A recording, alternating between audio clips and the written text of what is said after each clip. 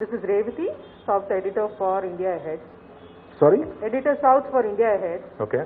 So my first question to you is, we saw Chief Minister KCR speak about BJP yesterday and a fray into the national politics.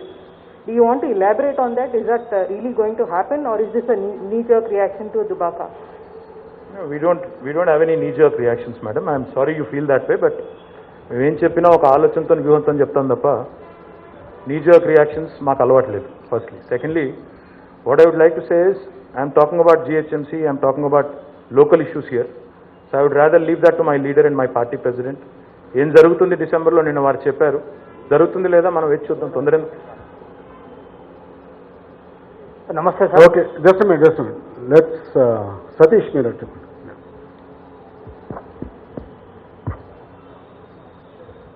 Sir, నా పేరు సతీష్. నమస్తే తెలంగాణ. నా రెండు ప్రశ్నలండి. BJP గెలిస్తే గోల్కొండ మీద కాషాయం జెండా ఎగరేస్తా అని బండి సంజయ్ గారు చెప్తా ఉన్నారు. దాన్ని అంటే మీరు ఎట్లా చూస్తున్నారు? మేమైతే బల్దియా మీద గులాబీ జెండా ఎగరేస్తాం సార్. గోల్కొండ మీద ఆల్రెడీ కేసీఆర్ గారు ఎప్పుడో జాతీయ జెండా ఎగరేశారు. ఆయనకు ఐడియా లేనట్టుంది. గోల్కొండ మీద కషాయాలు ఉండవండి. అక్కడ జాతీయ జెండా ఆల్రెడీ ఎగరేసినాం కాబట్టి ఆయన కొత్తగా చేసేది ఏం లేదు. మేమైతే బల్దియా మీద గులాబీ జెండా మాత్రం పక్కా ఎగరేస్తాం. సార్, సెకండ్ వన్, మీరు లాస్ట్ టైం ఒక ఛాలెంజ్ చేశారు, అంటే జిహెచ్ఎంసీ ఎన్నికల్లో ఓడిపోతే రాజీనామా చేస్తా అని చెప్పేసి అన్నారు. మళ్ళీ ఈసారి కూడా అట్లాంటిది ఛాలెంజ్ చేస్తారా? ప్రతిసారి నేనే చేయాలి సార్. వాళ్ళు ఎవరైనా చేయమని నేను రెస్పాండ్ అవుతాను. ప్రతిసారి నేనే చేస్తే మజా ఉండదు కదా బ్రదర్. వాళ్ళు ఎవరైనా చేస్తే నేను డెఫినెట్గా రెస్పాండ్ అవుతాను, అది కూడా చెప్తాను. ఓకే, రాములు. నమస్తే అండి, నా పేరు రాములు, 99 టీవీ న్యూస్ ఛానల్. అంటే గత అసెంబ్లీ ఎన్నికల్లో 100కు పైగా స్థానాల్లో డిపాజిట్ రాని బీజేపీ ఈరోజు గ్రేటర్ పై కాషాయపు జెండా ఎగరేస్తూ ఉంటుంది. దాన్ని ప్రజలు విశ్వసిస్తారా? మీరు ఎందుకు పదే అసలు ఆ పరిస్థితి లేని బీజేపీ గురించి టీఆర్ఎస్ ఎందుకు పదే బీజేపీని ఇరకాటంలో పెడుతుంది? మేము ఎక్కడ ఇరకాటంలో పెట్టినాం బ్రదర్. నేనేమంటున్నా అంటే మీరే చెప్పింది ఇప్పుడు 105 సీట్లలో వాళ్ళకి డిపాజిట్ రాలేదని. కానీ పాలిటిక్స్ డైనమిక్ ఫీల్డ్, ఇది నిశ్చలంగా ఉండదు, చాలా చలనశీలంగా ఉంటుంది, ఎప్పటికప్పుడు డైనమిక్గా ఉంటుంది, స్టాటిక్గా ఉండదు. కాబట్టి వాళ్ళకి అప్పుడు డిపాజిట్లు రాలేదు అని చెప్పి మనం ఆ పరిస్థితి ఎప్పటికీ ఉంటుంది అనుకోవడం కూడా తప్పు. డెఫినెట్గా ఒకటైతే వాస్తవం, టీఆర్ఎస్ ఇందాక నేను చెప్పినట్టు పని చేసింది, ఆ పనితీరు మీద ఓట్లు అడుగుతున్నది, ప్రజల ఆశీర్వాదాన్ని కోరుతున్నది. ఇక మా తర్వాత ఎవరు ఉంటారో అనేది వాళ్ళు తెలుసుకోండి, మాకు అభ్యంతరం లేదు. మేమైతే ప్రజల ఆశీర్వాదంతో అగ్రతాంబూలంతో ఉండాలనుకుంటున్నాం. తర్వాత వాళ్ళు ఉంటారా వీళ్ళు ఉంటారా వాళ్ళ ఇష్టం. అదే చెప్తున్నా, రెండో ప్లేస్లో ఎవరు ఉంటారో వాళ్ళు తెలుసుకోండి, నాకేం పర్వాలేదు. నమస్తే అండి. Just minute ma'am please. Hi sir, your message to Prime Minister Modi is very clear. I'm sorry? Your message to Prime Minister Modi and BJP on the No, I don't think I gave him any message. You said you're gully boy and they're the Delhi boy. So I'm just picking up from that. I didn't say that to him. In fact, I said they are a Delhi party, we are a gully party. We are vocal for local as he called it. So I'm saying I'm the local lad here, local party here. So therefore I think people should bless us and not him. Your words. But post Dubaka, do you see BJP making inroads in the state? And who is a bigger threat to you? Is it a BJP or Congress? This is with regards I think to... people have to look at it this way. You know, when you talk about threats or whatever, see, politics is a dynamic field, as I was telling my friend there. It's not a static field, you know. We have to be dynamic, we have to constantly kind of see what's happening and what is the mood of the people, etc. Now, the same party that has won Dubba has lost deposits in 105 seats. They've also won some elections in the past. For example, they won a by-election in Mehboob Nagar in the past. Malli Tarvata, they lost general elections. They've won parliament seats and then they lost all Zilla Parishads and municipalities. So politics లో ఈ చిన్న జరుగుతూ ఉంటాయి, దాని ఏదో పెద్ద దాని కింద చూసుకొని మొత్తం అదే అన్నట్టుగా చూసుకోవడం కరెక్ట్ కాదు. రెండో మాట ఏంటంటే, I think the election day is not very far. It's the 1st of December. So let's await the people's decision, Hyderabad people's decision, and let's see what happens. I'm confident that we'll win. Let's see what happens. Yes sir. నమస్తే sir, నా పేరు రెహమాన్, జనం సాక్షి పత్రిక నుంచి. నాకు రెండు ప్రశ్నలు sir. మొదటిది, హైదరాబాద్ నగరాన్ని మత ప్రాతిపదికన విడగొట్టి ఓట్లాడే ప్రయత్నం కొంతమంది చేస్తున్నారు సార్. దీన్ని రాజకీయంగా ఎలా చర్చలోకి తీసుకుపోతారు అనేది మొదటిది. రెండోది, హైదరాబాద్లో లాక్డౌన్ తర్వాత దాదాపు 1,00,000 మంది ఆటో పుల్లర్స్ ఉన్నారు సార్. ఈ ఆటోల్ని సీజర్స్ బౌన్సర్ల సాయంతో లాక్కెళ్తున్నారు. ఇది హైదరాబాద్ నగరంలో హాట్ టాపిక్గా ఉంది. దీన్ని మీరు ఎట్లా నిలువరిస్తారు? See, brother, నేనేమన్నా అంటే మేము we try to assist as many poor people as possible. ఈ లాక్డౌన్ తర్వాత వచ్చిన కష్టాలు, ఓవరాల్గా భారతదేశం పరిస్థితి చూస్తే కూడా నిన్న కేసీఆర్ గారు చెప్పారు, లాక్డౌన్ వల్లే ఈరోజు రిసెషన్లోకి వెళ్ళలేదు మనం. లాక్డౌన్కి ముందు 8 క్వార్టర్స్ వరుసగా స్లోడౌన్ ఉంది. ఈ కేంద్రాన్ని నడిపే వాళ్ళకి ఉండే తెలివితేటలు బట్టి, వాళ్ళ పాలసీస్ బట్టి, వాళ్ళ కేపబిలిటీస్ బట్టి భారతదేశం యొక్క ఆర్థిక పురోగతి ఉంటుంది. వాళ్ళకి ఏ పాటి తెలివితేటలు ఉన్నాయో దాన్ని బట్టి చెప్పొచ్చు. 8 consecutive quarters of slowdown has led into a lockdown, which has now led into a recession. That is a fact. Well, act of God అనొచ్చు. I would call it an act of fraud, absolute fraud. What they've done, what they've perpetrated on this country is an act of fraud, without a question. కాబట్టి దానివల్ల లక్షలాది మంది కార్మికులు, ఇప్పుడు మీరు చెప్పారు auto వాళ్ళ గురించి, అందుకే చెప్తా ఉంది ఇదంతా, బాధపడ్డారు. నిజమే, మరి వారిని ఆదుకోవడానికి తెలంగాణ ప్రభుత్వం చాలా చేసింది లాక్డౌన్ టైంలో కానీ తర్వాత కానీ. ఇంకా ఉన్నారు కొంతమంది, ఇప్పుడు మీరు చెప్పినట్టు ఆటో వాళ్ళు ఉన్నారు, ప్రైవేట్ స్కూల్లో టీచర్లు ఉన్నారు, ఇబ్బందులు పడతా ఉన్నారు. Will definitely see how we can help them. తప్పకుండా ఆలోచిస్తాం. ఇక మీరు మత సామరస్యం గురించి చెప్పారు, ఇందాకే చాలా క్లియర్గా చెప్పాను. ఈ గవర్నమెంట్ లా అండ్ ఆర్డర్ విషయంలో మాత్రం ఎవరు ఎలాంటి పని చేసి ప్రజల మధ్యన చిచ్చు పెట్టే ప్రయత్నం చేస్తాం మేము మాత్రం ఊరుకోం. Will be tough on law and order as we have been. కొత్తగా కాదు, 6.5 ఏళ్లుగా ఎట్లున్నామో భవిష్యత్తులో కూడా అట్లే ఉంటాం. లా అండ్ ఆర్డర్ విషయంలో మాత్రం రాజీ పడబోం. शाहनवाज सियासत रिपोर्टर शाहनवाज सियासत का जी सर, मेरा सवाल ये है आपसे कि केसीआर साहब कहे कि टीआरएस जमात गंगा जमुना तहजीब बरकरार रखी सेक्युलर पार्टी है, लेकिन अब इन दिनों में बीजेपी पार्टी जो है ना हिंदू पार्टी हमारी है और जो है ना हम हिंदू के तरफ से है बोल के बताए थे, तो क्या टीआरएस पार्टी और मजलिस की दोस्त बोलकर भी प्रचार है? हमारी दोस्ती किसी के साथ नहीं है. पहली बात है, मैं आपको साफ साफ कहना चाहता हूँ शाहनवाज साहब, हम 150 सीट में लड़ेंगे. और मैं ये तो ज़रूर मानूंगा, और इस बार पिछली बार जो है बल्दिया में हमने 5 सीट जीता था ओल्ड सिटी से. मैं इस बार पक्का दावे के साथ कह सकता हूँ 10 से 12 सीट जीतेंगे और वहाँ हराएंगे मजलिस को. मैं ये भी बोल रहा हूँ, हमारी कोई किसी के साथ ऐसी दोस्ती नहीं है. లాస్ట్ టైం తెలుగులో అర్థం కావాలని చెప్తా ఉన్నా మిత్రులకి, ఇంకా కొంతమంది ఇంటున్న వేరే మిత్రులకు కూడా చెప్పాలి. లాస్ట్ టైం మేము ఓల్డ్ సిటీలో 5 సీట్లు గెలిచినాం, 5 డివిజన్లు గెలిచినాం. మేము గెలిచిన 99 5 ఉన్నాయి. ఐఎస్ సదన్ ఉంది, మూసారంబాగ్ ఉంది, జియాగూడ ఉంది, గుడి మల్కాపూర్ ఉంది, ఇంకేదో ఉంది మర్చిపోయాను. ఆ 5తో పాటు ఇంకో 5 గెలుస్తాం. ఆ 5 చోట్ల కూడా ఎంఐఎంని ఓడగొడతాం. మేము జాంబాగ్ లాస్ట్ టైం 5 ఓట్లతో పోయింది మాది, అక్కడ ఎంఐఎం గెలిచింది. ఈసారి ఖచ్చితంగా గెలుస్తాం. అంటే నేనేమంటున్నా అంటే, వాళ్ళు ఏమైనా మా పాలసీ సపోర్ట్ చేస్తే చేస్తారు కావచ్చు, గవర్నమెంట్ పాలసీ నచ్చితే చేస్తారు. ఇప్పుడు మేము కూడా అప్పుడప్పుడు బీజేపీ గవర్నమెంట్ ఢిల్లీలో ఉన్నప్పుడు మంచి పాలసీ ఉంటే సపోర్ట్ చేసినాం, జీఎస్టీ అంటే చేసినాం. కాబట్టి దాన్ని ఫ్రెండ్షిప్ అనుకొని దాన్ని ఎవరో విపరీతార్థాలు చేసి, ఇంకొక ఆయన అంటాడు మజ్లిస్కు మేయర్ ఇస్తారట. ఎందుకు ఇస్తే మాకు ఏమైనా పిచ్చిలేసిందా? మేము 99 సీట్లు గెలిచి బ్రహ్మాండంగా మేము మేయర్ స్థానంలో మేమున్నాము. 100 సీట్లు ఉన్న వాళ్ళు మేయర్ అవుతారు. కానీ పక్కాగా చెప్తా ఉన్నా మళ్ళొకసారి ఈ వేదిక ద్వారా, మళ్ళీ డిసెంబర్ 4 నాడు కూడా టీఆర్ఎస్ పార్టీకి సంబంధించిన ఒక మహిళా అభ్యర్థి మేయర్ అవుతారు, బల్దియా పీఠం మీద కూర్చుంటారు. మజ్లిస్తో లేదు, ఎవరితో మాకు పొత్తు లేదు, ఒంటరిగానే పోతున్నాం. 150 సీట్లు పోటీ చేస్తాం, తప్పకుండా ఆ విషయంలో ముందుకు పోతాం. రెండోది, మీరు అడిగింది వాళ్ళు హిందూ ఏదో అన్నారు, హిందూ పార్టీయా ఏదో, వాళ్ళు మా హిందూ పార్టీ అని చెప్పి. నేనేమంటున్నా అంటే, నాకు తెలిసినంత వరకు నాకున్న కనీస పరిజ్ఞానంతో భారతదేశ రాజ్యాంగం చెప్తున్నది భారతదేశం సెక్యులర్ స్టేట్ అని చెప్తున్నది. We believe in Indian constitution, we have utmost respect for Indian constitution. So I will not respond to silly people making silly comments, but I would say one thing for sure, this is a secular country, India is a secular country. ఆ constitution మీద ప్రమాణం చేసి నేను మంత్రి అయ్యాను, ఆ మాట్లాడిన ఆయన కూడా ఎంపీ అయ్యాడు. కాబట్టి అది గుర్తుపెట్టుకుంటే మంచిది. కాన్స్టిట్యూషన్ని తుంగలో దొక్కడం ఎవరికి మంచిది కాదు. Sir, Rishika here from the Prince, sir. Hi. Sir, I just want to ask you, since we are talking about the local issues here, there's enough criticism for the ruling party at this point of time after the flash floods and now about the flood relief victims. I'm sure you've seen a lot of videos on the social media. There's allegations of mismanagement. How would you like to respond to that? I also have a follow-up question to this. Why do you call it mismanagement? There are allegations of mismanagement is what I say. Allegations can fly thick and fast. Anybody can say anything. Unfortunately, that's the beauty of democracy. But the point is, floods వచ్చాయి వాస్తవం. ఇంతకుముందే చెప్పాను, 100 ఏళ్లలో పడని వర్షం పడింది హైదరాబాద్లో. 104 సంవత్సరాల తర్వాత 1916లో పడ్డ వర్షం తర్వాత 1400 మిల్లీమీటర్ల వర్షం అప్పుడు పడితే మళ్ళీ ఇప్పుడు పడింది అంత వర్షం.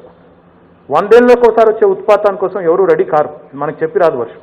So you can be prepared for once in a 100 years kind of an event. That's the first part. Secondly, have there not been encroachments on nalas, lakes? డెఫినెట్గా ఉన్నాయి, నేను కాదంటలేదు. కాంగ్రెస్ గవర్నమెంట్ ఉన్నప్పుడే కిర్లోస్కర్ కమిటీ అని ఒకటి వేసినారు. కిర్లోస్కర్ కమిటీ రిపోర్ట్ ఇచ్చి Congress government ఉన్నప్పుడే report కూడా ఇచ్చారు. ఏమన్నారు అప్పుడు? 28,000 ఎంక్రోచ్మెంట్స్ ఉన్నాయి నాలాల మీద అని చెప్పారు. Did the Congress government do anything about it? Nothing. So what are we doing today? What are we suffering from today? The legacy that we inherited over last 70 years. అంటే మేము వచ్చిన తర్వాత ఏం ఆక్రమణలు కాలేదు అని నేను తప్పించుకోను. I'm not going to shy away from admitting that. మేము వచ్చిన తర్వాత కూడా కావచ్చు, నేను కాదంటలేదు. దశాబ్దాలుగా వచ్చిన ఈ ఆక్రమణలు చెరువుల మీద, కుంటల మీద, నాలాల మీద, తర్వాత మన సివరేజ్ కెపాసిటీ కూడా, డ్రైనేజ్ కెపాసిటీ కూడా 2 సెంటీమీటర్ల కంటే ఎక్కువ నీళ్ళు వస్తే తట్టుకునే పరిస్థితి లేదు. దాన్ని ఆధునీకరించాల్సిన బాధ్యత ఉంది. ఇందాక నేను చెప్పాను, SRDP మాదిరిగా SNDP తీసుకుంటాం, స్ట్రాటజిక్ నాలా డెవలప్మెంట్ ప్లాన్ తీసుకుంటాం. దాంతోపాటు వర్షం వచ్చింది, వరదలు వచ్చినాయి, లక్షల మందికి ఇబ్బంది అయింది. What you need to look at is how did the government respond? నిజంగా గవర్నమెంట్ మానవీయంగా స్పందించిందా లేదా? వర్షం పడుతూ ఉంటేనే వరద సాయం స్టార్ట్ చేశాం. వర్షం ఇంకా ఆగలేదు. We started helping the people. But whereas the people who criticize us today, and we've already helped more than 6 lakh people. Let me complete. We already helped more than 6 lakh people by way of doling out 650 crores of rupees. మా గురించి మాట్లాడేటోళ్ళు, మా మీద విమర్శ చేసేటోళ్ళు, గురువింద గింజ తన నలుపెరగదని చెప్తారు సామెత. మీకు తెలుగు వచ్చారో నాకు తెలియదు. అంటే మాట్లాడే ముందు చూసుకోవాలి. 1 పైసా ఇచ్చిందా ఢిల్లీ ఇప్పటివరకు వరద సాయం? 1 రూపాయి. నేను ఇంకొక మాట్లాడుతున్నా ఇదే సందర్భంగా. బాగా మాట్లాడతారు, గొంతేసుకొని మాట్లాడేటోళ్ళు. హైదరాబాద్కి చేసిన ఒక్క మంచి పని చెప్పగలుగుతారు వాళ్ళు? ఒక్క పని. నేను ఈరోజు హైదరాబాద్లో ఏమేం చేసినో మొత్తం ఫ్లైఓవర్లు చూపెడతా. తెలంగాణ ప్రభుత్వం ఏం చేసింది అంటే వాటర్ చూపెడతాను, పవర్ స్టెబిలిటీ చూపెడతాను, మా కమాండ్ కంట్రోల్ సెంటర్ చూపెడతాను, టీ హబ్ చూపెడతాను, దుర్గం చెరువు బ్రిడ్జ్ చూపెట్టమంటే 100 చూపెడతాను. Let the people who are running the government in Delhi come and shows one thing they have done for Hyderabad. One thing, ఏదన్నా ఒకటి. ఇది మేము చేశాము. మేము రోడ్లు వేస్తుంటే వాళ్ళు ఉన్న రోడ్లు మూస్తున్నారు కంటోన్మెంట్లో. ఇదా వీళ్ళ సంస్కారం? నేనేమంటున్నా అంటే మాట్లాడడం ఈజీ అమ్మా, కామెంట్ చేయడం ఈజీ, విమర్శ చేయడం అంతకంటే ఈజీ, కానీ పని చేయడం కష్టం. మీరు అంటున్నారు 650 కోట్లు ఈరోజు పేద ప్రజలకు అందిస్తూ ఉన్నాం. అవును నిజమే, మీ సేవా సెంటర్ల ముందు 100 మంది 1000 మంది నిలబడ్డారు. నేనేమంటున్నానంటే అది ఈ ప్రభుత్వం మీద ప్రజలకున్న విశ్వాసానికి నిదర్శనం. ఈ ప్రభుత్వం మాట ఇచ్చిందంటే డెలివర్ చేస్తుంది అనే దానికి సంకేతంగా ఎందుకు చూడరు? డెఫినెట్లీ అక్కడ ఇబ్బందులు అయినాయి, లైన్లు పెద్దగా అయినాయి, నేను కాదంటలేదు. That shows how much confidence people have in the system. If there are any minor lapses, of course we'll correct it. Sir KTR గారు Quick follow. I'm sorry to interrupt. Quick follow. Is there an estimate with the state government as of how many families have been affected and how many have been given this aid back? I can tell you one thing for sure. Lakhs of families have been affected. More than a few hundred colonies have been affected. We've already given about 650 crore plus assistance to all these people, and not just in Hyderabad, ma. In fact, the municipalities around Hyderabad, Pirjadiguda, Boduppal, Meerpet, Kompalli, చుట్టుపక్కల కూడా 1,00,000 పైసలకు మందికి అక్కడ వారికి కూడా పరిహారం అందింది. హైదరాబాద్లోనే ఎలక్షన్ ఉన్నాయి కాబట్టి హైదరాబాద్లోనే ఇస్తున్నారని పనికిమాల మాటలు మాట్లాడుతున్నారు కొంతమంది. హైదరాబాద్లో వర్షం కూడా ఎక్కువ పడింది ఇక్కడే. Let them also remind themselves that. చుట్టుపక్కల ఉన్న మున్సిపాలిటీలు పడితే అక్కడ కూడా 1,00,000 మందికి పైసలకు సపోర్ట్ చేశాం. కాబట్టి ఓవరాల్గా ఇప్పటికే 650 crore పైన ఇచ్చాము. ఇంకా ఎవరైనా ఎలిజిబుల్ అర్హులు ఉంటే, ఇంకా ఎవరైనా మిగిలి ఉంటే, ఎలిజిబిలిటీ ఉంటే, నిన్ననే ఎలక్షన్ కమిషన్ కూడా ఆదేశం ఇచ్చింది. ఆఫ్టర్ GHMC పోల్ ఇచ్చుకోవచ్చు అని చెప్పింది. సో డెఫినెట్గా ఎలిజిబుల్ ఉండి అర్హులు ఉంటే తప్పకుండా ఇస్తాం. కేటీఆర్ గారు 2019 పార్లమెంట్ ఎలక్షన్లో సారు 16 అన్నారు. ఆ రిజల్ట్ తెలుసు. దుబ్బాక ఎలక్షన్లో 62,000 మెజార్టీ పైగా గెలుస్తామని మీరు చెప్పారు. GHMC ఎలక్షన్లో ఎన్ని సొంతగా మీరు గెలుచుకునే అవకాశం ఉంది? ఇది ఒక క్వశ్చన్ సార్. రెండోది, వరద సాయం విషయానికి వస్తే మీ అంతా తిరిగామంటున్నారు, కానీ పక్కనే ప్రగతి భవన్లో కేసీఆర్ గారు ఉన్నారు. హైదరాబాద్ ప్రజలను కనీసాన్ని పట్టించుకోరా అనే విమర్శ కూడా ఉంది. 2016 హైదరాబాద్ ప్రజల్ని కేసీఆర్ పట్టించుకోకపోతే 650 కోట్లు పరామర్శ చేయలేదు, మోరల్ సపోర్ట్ ఇవ్వలేదు. నేను ఏమంటున్నా అంటే బండి సంజయ్ ఎక్కడికైనా వచ్చిందా? నువ్వు చూసినావు ఎక్కడ వరద ప్రాంతాల్లో బండి సంజయ్? ఆయనకి ఏం పని ఉందా నాకు అర్థం కాదు. కేసీఆర్ అంటే ముఖ్యమంత్రి, ఆయనకు చాలా పనులు ఉంటాయి. పని లేకుండా ఉన్న వాళ్ళకు, గోళ్ళు గిలుకుంటున్న వాళ్ళకే బయటకు వచ్చే ఓపిక లేదు. ఈరోజు మీరు చూడండి, ఉత్తమ్ కుమార్ రెడ్డి ఎక్కడ కనబడ్డాడు? నీకు వరదలలో మోకాళ్ళలో మోకాళ్ళలో నీళ్ళలో మేము తిరిగినాం కదా మంత్రులం 10 రోజుల నుంచి. ముఖ్యమంత్రి గారు ఇవ్వండి 650 కోట్లు ప్రభుత్వం నుంచి వచ్చేస్తాయా? కామన్ సెన్స్ లేకుండా మాట్లాడితే ప్రతిపక్షాలు దాన్ని మేమేం చేయగలుగుతామండి? నాకు అర్థం కాని విషయం. సార్ కేటీఆర్ గారు ఇప్పుడు 6 ఏళ్లలో 67,000 కోట్లతో డెవలప్ చేస్తామని చెప్పేసి చెప్తా ఉన్నారు. 2019లో సారు 16 అన్నారు. ఆ రిజల్ట్ 9కి పరిమితమైంది. దుబ్బాకలో 62,000 మెజార్టీ అన్నారు. ఆ ఫలితం ఏందో మనకు తెలుసు. 2014లో 2014 నుంచి ప్రారంభమైన ప్రస్థానం ఈ రోజు వరకు ఎన్ని ఎలక్షన్లు కొట్లాడాం బ్రదర్ మేము? 10, 12 కొట్లాడాం. దురదృష్టం ఏంటంటే ఈరోజు సమాజంలో మనిషిని కుక్క గరిస్తే వార్త కాదు, కుక్కను మనిషి గరిస్తే వార్త. టీఆర్ఎస్ గెలుపు వార్త కాదు, టీఆర్ఎస్ అపజయం మీకు వార్త. మన దుబ్బాకలో కూడా టీఆర్ఎస్ గెలిస్తే వార్త కాదు మీకు. గెలిచింది వాళ్ళు ఎట్లా గెలుస్తుంది అనుకున్నాను అద్దరు.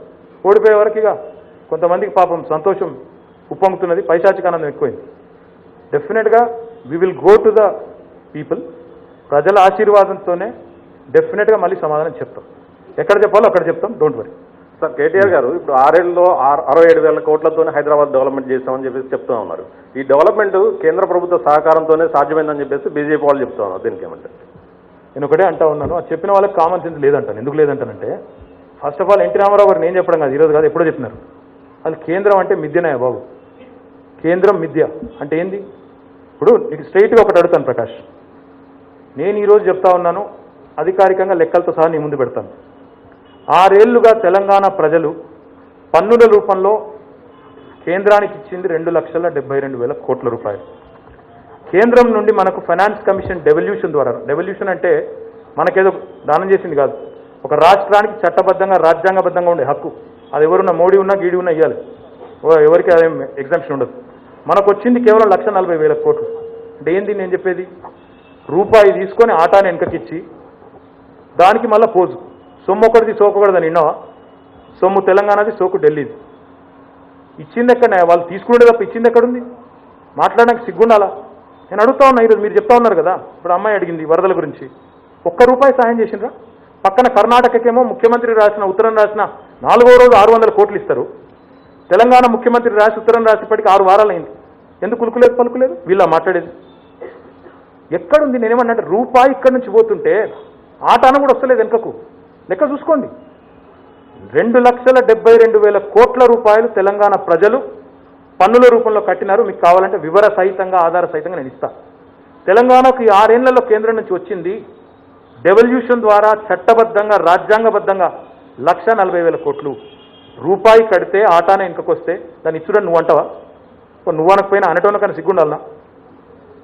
ప్రజలు కూడా ఆలోచించాలి, ఇది ఎంతవరకు వాస్తవం, ఏది వాస్తవం, ఏం మాట్లాడుతున్నారు.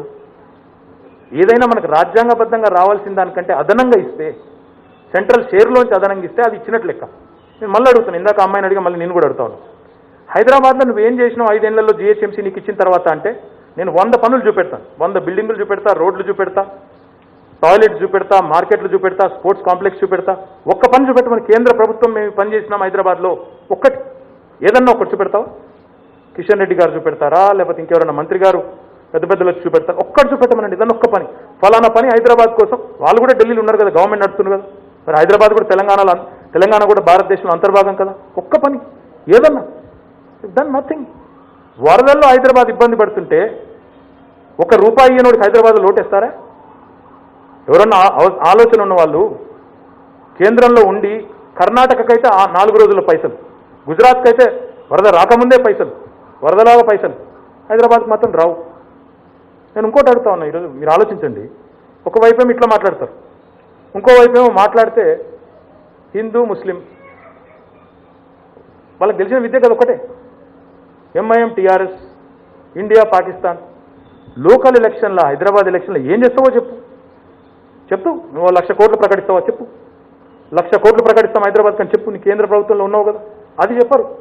Only Hindu Muslim, India Pakistan, Akbar, bin Laden, ఇంకేదో కొత్త పెట్టింది కదా ఈ మధ్యన. ఈ పిచ్చి మాటలు తప్ప ఒక్క మాట, ఏదైనా పనికొచ్చే మాట, హైదరాబాద్ ప్రజలకు పనికొచ్చే ఒక్క మాట చెప్తుండ్రా? అట్లాంటి వాళ్ళు కోటేయాలన్నా? ఏం మొక్కం పెట్టుకుని అడుగుతారు ఓట్లు? చేసిన 6 ఏళ్లలో చేసిన ఒక్క పని చెప్పమనండి, అది ఛాలెంజ్ ఇద్దాం. విరాట్ గారు.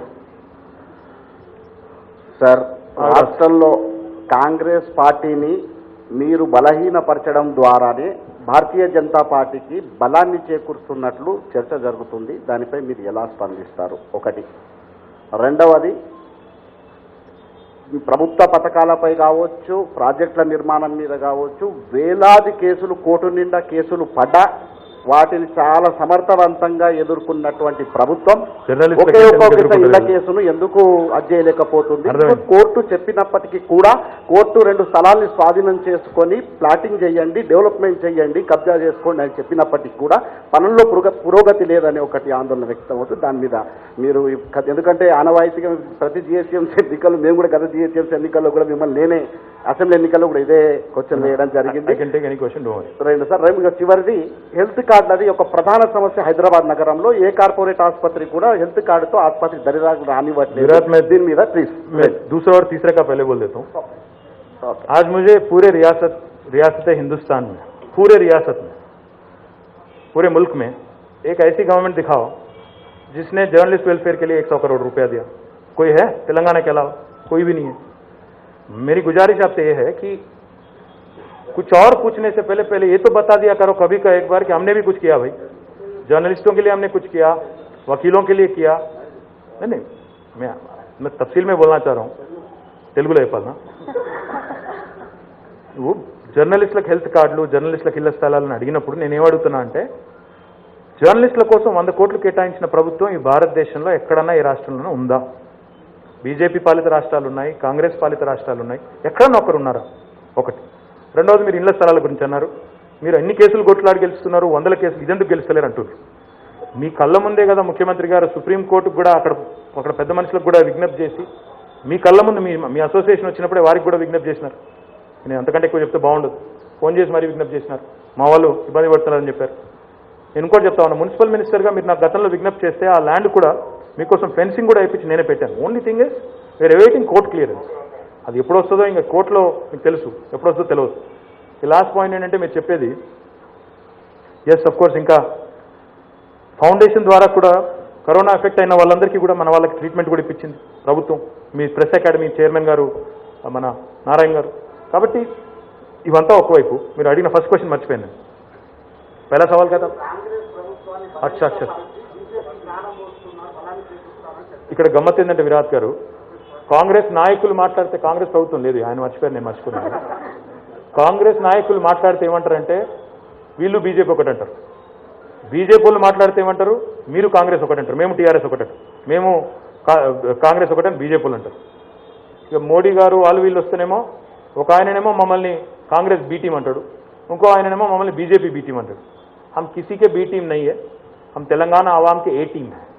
तेलंगाना आवाम के साथ हमारी जिंदगी जुड़ी है, हम किसी के अंडर नहीं काम करते हैं. आखिरी बात मैं ये कहना चाहता हूँ, కాంగ్రెస్ బలహీనపడ్డది అంటే అది వాళ్ళ అంతర్గత వ్యవహారం. వారు బలహీనపడ్డారు అంటే దానికి ఒక కారణం కాదు, వారు సంస్థాగతంగా వారు బాగాలేకపోతే బలహీనపడతారు. దానికి మల్లేశం గారు,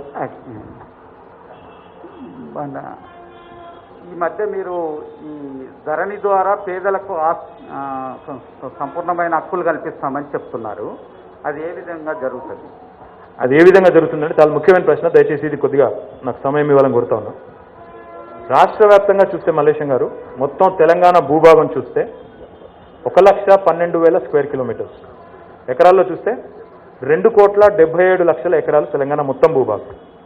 ఇందులో 1,55,000 ఎకరాలు వ్యవసాయ భూమి. 1,55,00,000 వ్యవసాయ భూమి. ఆ 1,55,00,000 పక్కన పెడితే మిగతా 1,22,00,000లో ఒక 66,00,000 ఎకరాలు వాగుల కింద, వంకల కింద, ఫారెస్ట్ కింద, పరిశ్రమల కింద, మైన్స్ కింద, ఈ రకంగా పోయేది అవి కొన్ని ఉన్నాయి. ఇది పోను మిగతా 66,00,000 ఏదైతే ఉందో గ్రామ కంటాల కింద, మున్సిపల్ లిమిట్స్లో, ఇవన్నీ కూడా పెద్ద ఎత్తున ఉన్నాయి.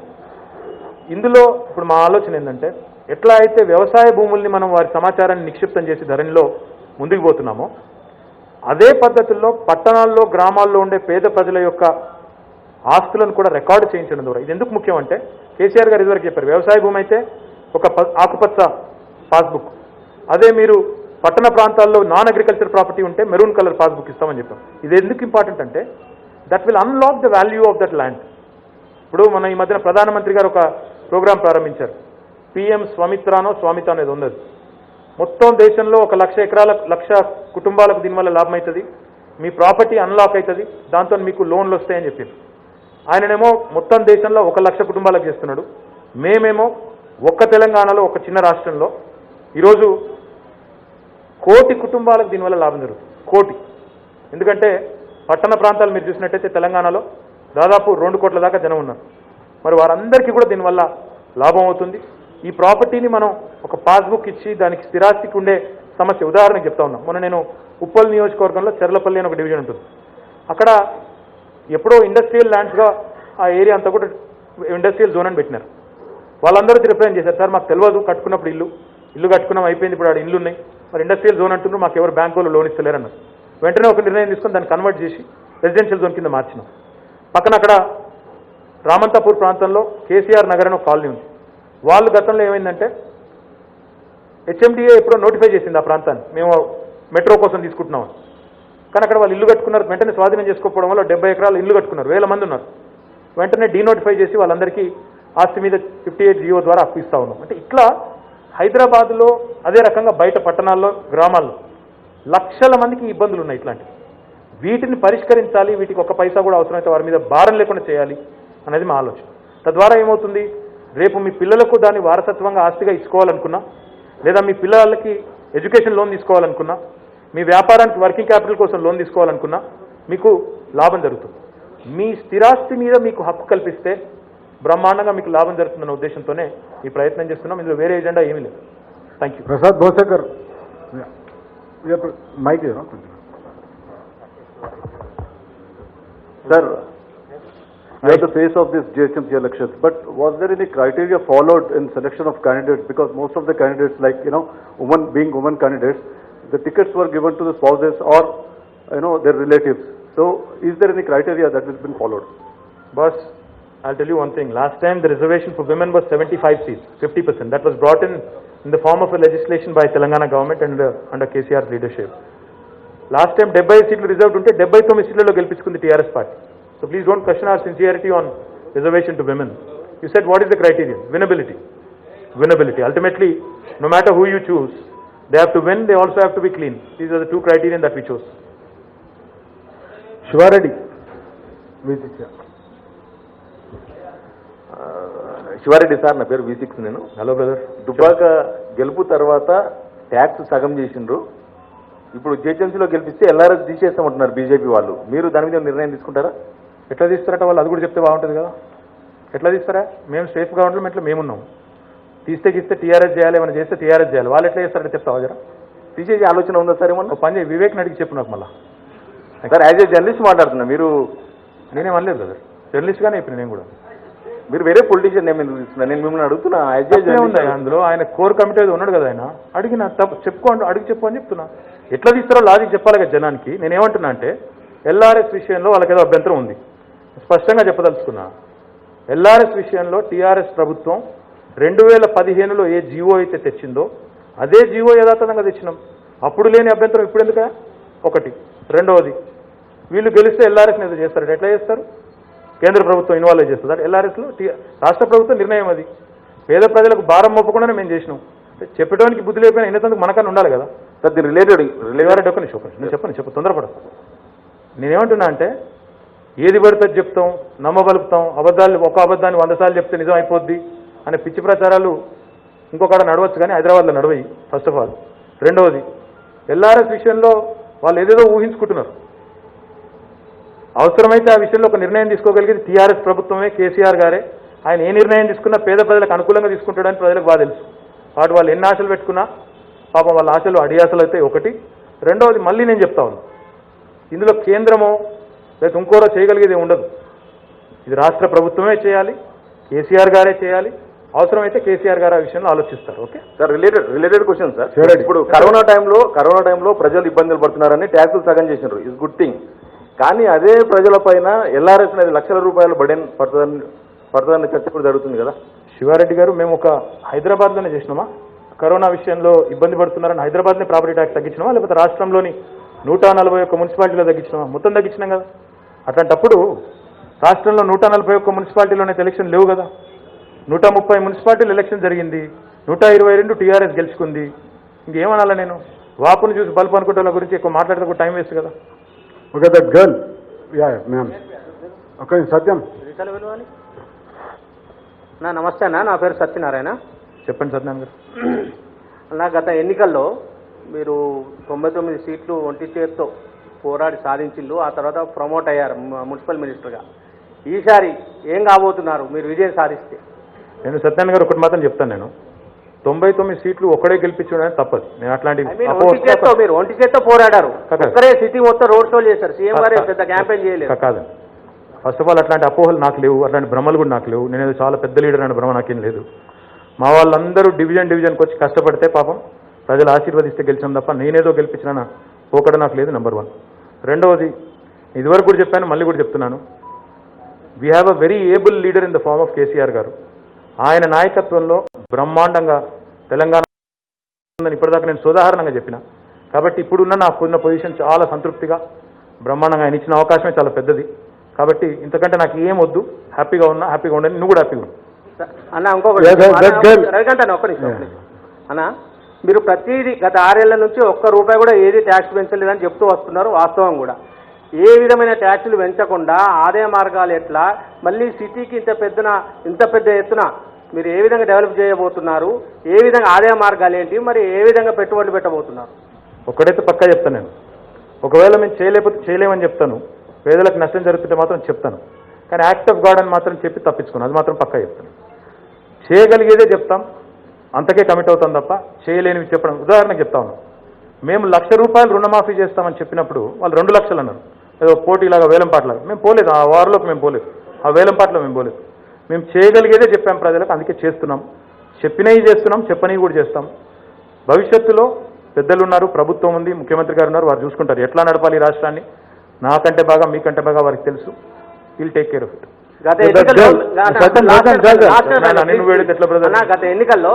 గత ఎన్నికల్లో మేనిఫెస్టో రిలీజ్ చేశారు. ఈ ఎన్నికల్లో ఏమైనా మేనిఫెస్టో రిలీజ్ చేసే అవకాశం ఉందా? మొన్ననే దీపావళి అయిపోయింది, నెక్స్ట్ కార్తీక పౌర్ణమి ఉంది. అన్ని పటాకులు ఒకరోజు కలవద్దు, కొన్ని దాచిపెట్టుకోవాలి. Girl, please, yeah. Hi, Deepti here from BBC News. Couple of questions. What is the Could you please be louder, please? What is the status of Pharma City? How many companies are going to be set up there? You've mentioned that the main important agenda is also to be moving out polluting industries out of Hyderabad. What is the plan of action for it? And the last question, will climate change and environment be ever an issue of election agenda, part of election agenda? I think it already has become a part of the agenda, because what happened in Hyderabad recently is a grim reminder of what lies ahead. So therefore, Telangana government, in fact, unlike any other state in the country, has embarked on a very ambitious program called Haritaharam. We have in fact brought in revolutionary reforms, if you ask me, in the form of earmarking 10% of the budget towards green budget. These are things that has never been done by any government in the past. So climate change and environment is something that is extremely close to our heart. Nobody can question our commitment or sincerity on that. Now I actually forgot your 2 other questions.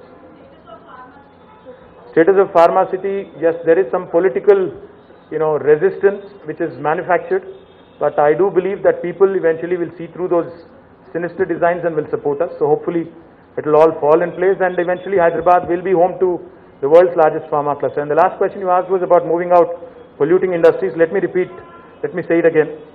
Shifting of polluting industries does not mean shifting of pollution. Even when we shift them to a new location, we should ensure that they don't pollute there either. So therefore we have to build the adequate infrastructure, only then we can ask them to move out. So we are in the process of building 13 clusters, but yes, it is going slow. I will work on it. Not that I can give you an answer too readily, but I'm sure I can come up with something later. Okay, yeah. And I ఇంకెక్కువ అడిగేస్తే మరి అంతా dilute అయిపోద్దాం. Last 2 questions maybe? Last 2? Yeah, we'll take last 3 questions. I think they also ran out of questions. They wanted to ask everything and they've done it. Yes, sir. Hello, sir. Venkat from Varta, sir. Hi, Venkat. ఇప్పుడు వరద సాయం ఆపారు కదా, after election తర్వాత result తర్వాత ఇస్తారా? దానికి ration card mandatory చేశారు, కొంతమందికి రేషన్ కార్డు లేవు కదా, మన గవర్నమెంట్ ఇచ్చినాక ఇవ్వలేదు, దాన్ని సడలింపు చేస్తారా?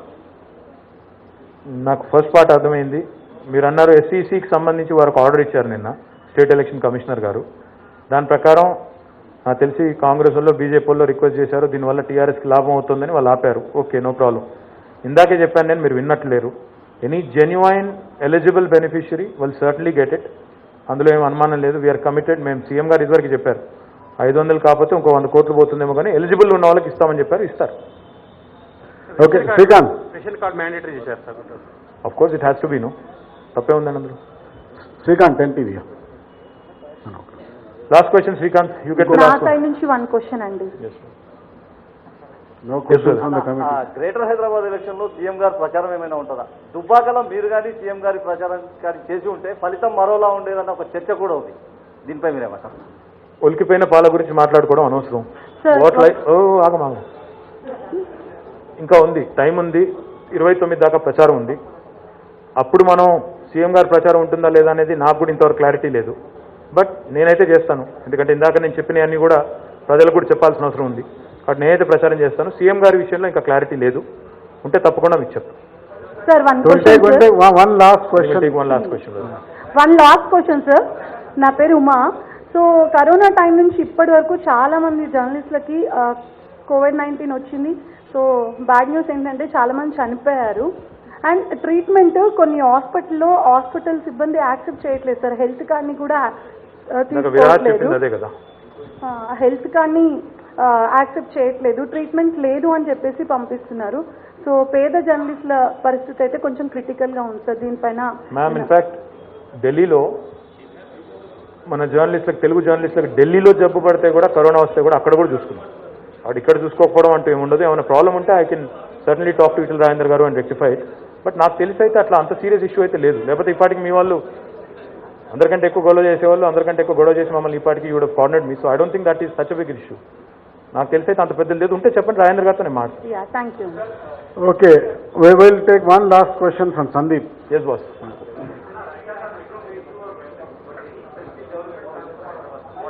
Hyderabadis can expect. I'm sorry? SNDP and Metro Phase 2 projects are welcome. Wait for my manifesto, bhai. My manifesto will also have a lot of details. No? Why do you want me to spill out everything today? You're very kind, Sandeep, but I will spill the beans on the day we release the manifesto. Thanks. మంత్రి గారు, గత ఎన్నికల్లో మీరు శ్రీనివాస్ రెడ్డి గారు, మీ ఆరోగ్యం బాగైపోయిందా? చెప్పండి sir. Thank you. Video బాగా viral అయింది. చెప్పండి. సహకారంతో బయటపడ్డారు. నా సహకారంతో వైరల్ కాలేదు, ఆయన సహకారంతో బయటపడ్డా అన్నాడు. ఎందుకు వస్తుంది? గత ఎన్నికల్లో ఖచ్చితంగా ఫిగర్ చెప్పారు. గత ఎన్నికల్లో ఫిగర్ చెప్పారు, ఆల్మోస్ట్ రీచ్ అయ్యారు. ఈ ఎన్నికల్లో బల్దియా మీద గులాబీ జెండా ఎగరేస్తాము, తప్పకుండా ఎగరేస్తాం. మళ్ళీ December 4 నాడు కలుసుకుందాం. Thank you.